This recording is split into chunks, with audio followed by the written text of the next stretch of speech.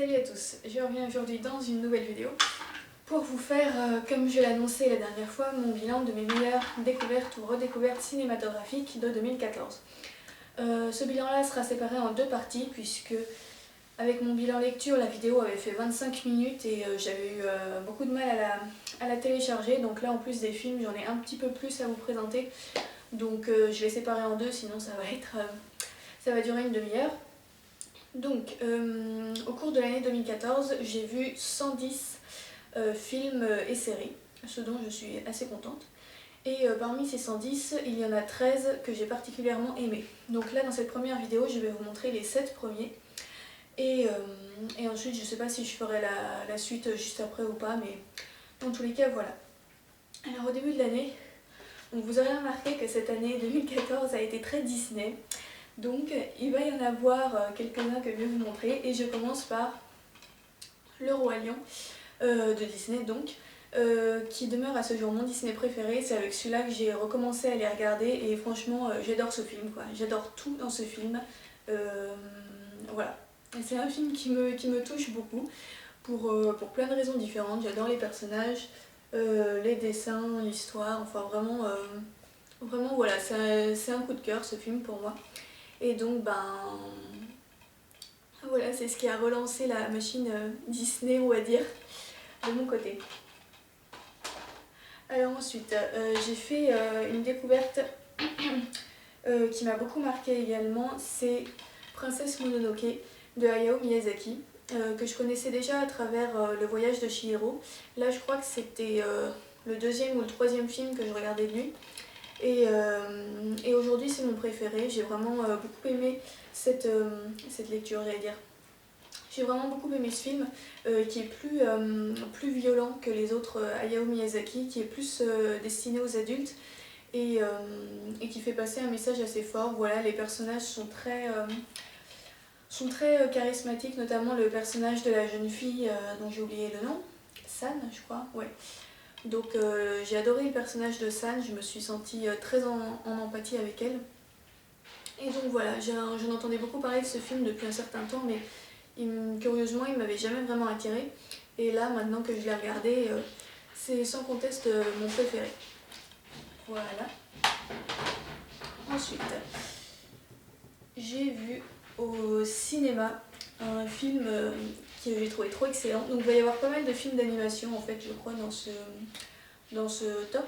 Et alors là, je vais essayer de faire quelque chose pour vous montrer l'affiche du film, même si je ne l'ai pas. C'est-à-dire que je vais poser mon ordinateur.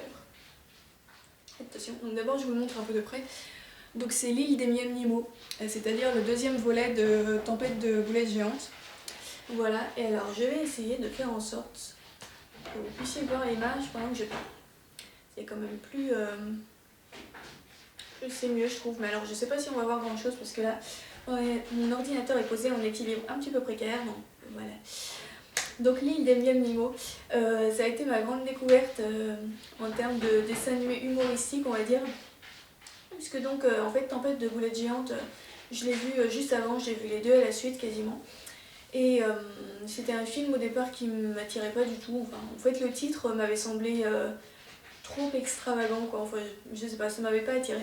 Puis finalement c'était avec ma famille que je l'avais regardé et c'est juste trop excellent en fait cette série. Et donc mon préféré demeure le deuxième volet.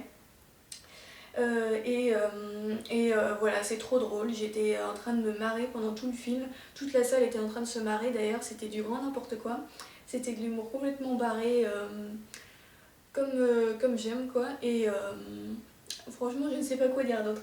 Ce qui est marrant aussi c'est qu'il y a plein de références à d'autres films à travers l'île des Miam Nemo, c'est un petit peu une parodie de plusieurs films différents, et voilà, j'ai vraiment passé un super moment en allant le voir au cinéma.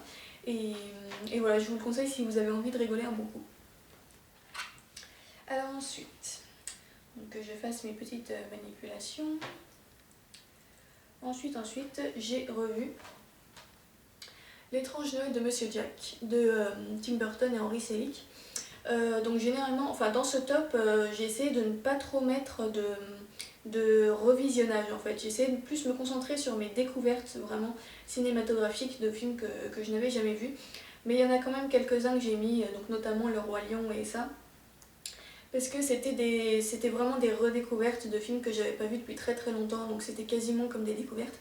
Et là en l'occurrence c'est des films où ça a vraiment été des coups de cœur, donc voilà, ça aurait été un peu aberrant de pas les mettre dans le top. Donc voilà, L'étrange Noël de Monsieur Jack, c'est un film qui ressemble à aucun autre, je trouve. Je suis jamais tombée sur un autre film qui avait la même ambiance, le même univers avec la même intensité quoi. Même si après Tim Burton a fait des films un petit peu semblables qui reprenaient des univers un petit peu comme ça, par exemple Les Noces funèbres. Je trouve ils sont jamais remontés au niveau de L'étrange Noël de Monsieur Jack. Celui-là pour moi ça demeure vraiment l'un des meilleurs. Et, et voilà, là encore j'aime tout dans ce film. Je trouve que il y a un beau mélange entre la naïveté et le côté macabre. Et puis je suis assez impressionnée à chaque fois par le travail que ça a dû demander, parce que je crois que ça a été tourné en stop motion, un truc comme ça. Je me dis ça a dû leur prendre 1000 ans de tourner chaque scène.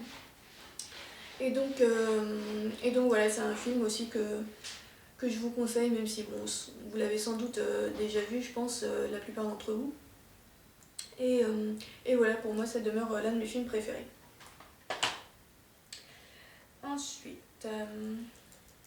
Ensuite au cinéma, je suis allée voir, attention, vous allez revoir mon ordi, hop, X-Men Days of Future Past, donc le dernier X-Men qui est sorti au cinéma en 2014. Alors voilà, je remets mon petit ordinateur. Du coup je suis très sombre en arrière-plan, mais bon.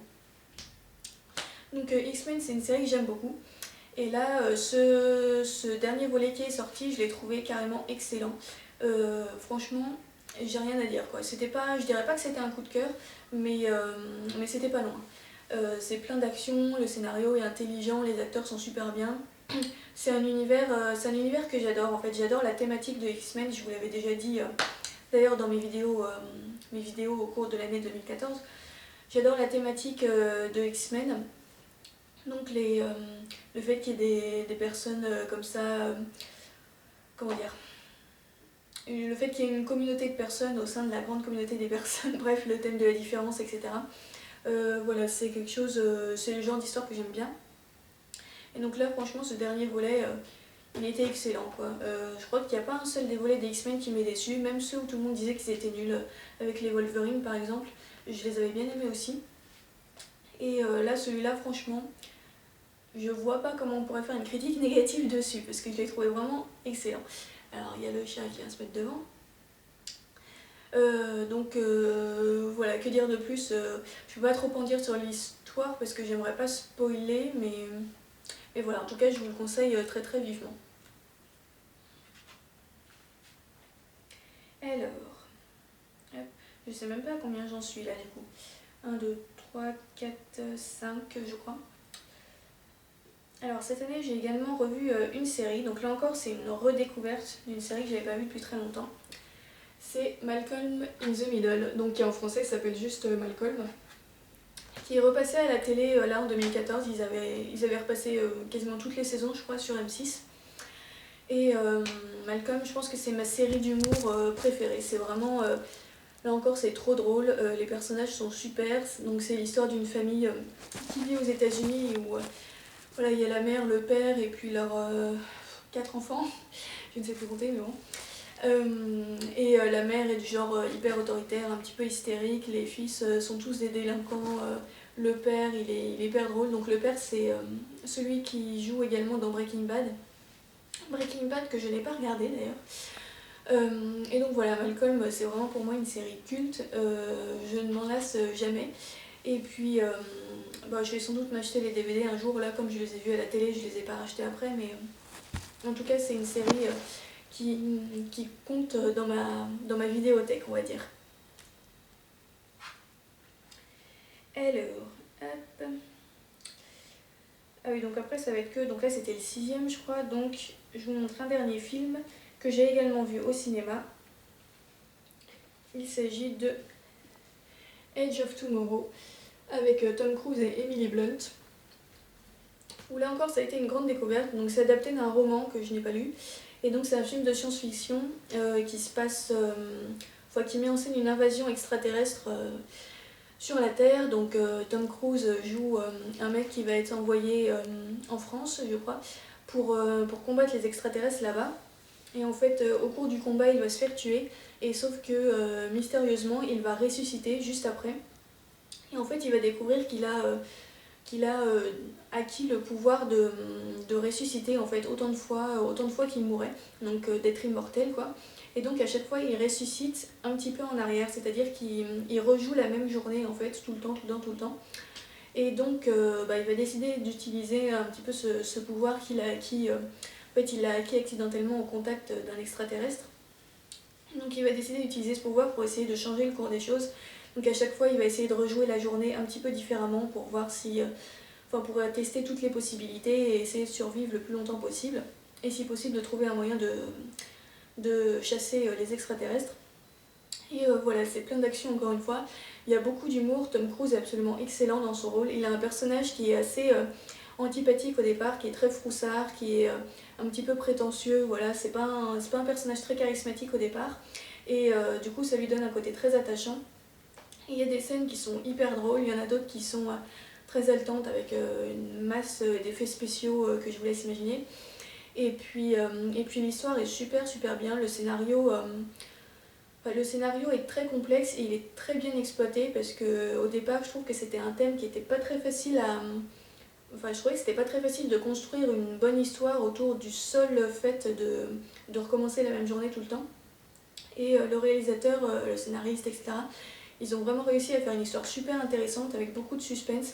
Et même si finalement c'est la même journée qui recommence à chaque fois, ça fait une histoire qui est très riche, où on s'attend à chaque fois on s'attend pas à ce qui va se passer.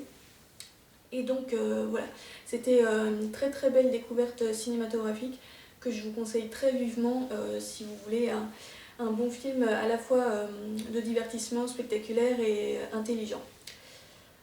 Voilà, donc il me semble que j'en suis à 7, hein, j'ai pas vraiment compté, mais je vais m'arrêter là pour cette première vidéo et je pense que je vais directement tourner la suite là.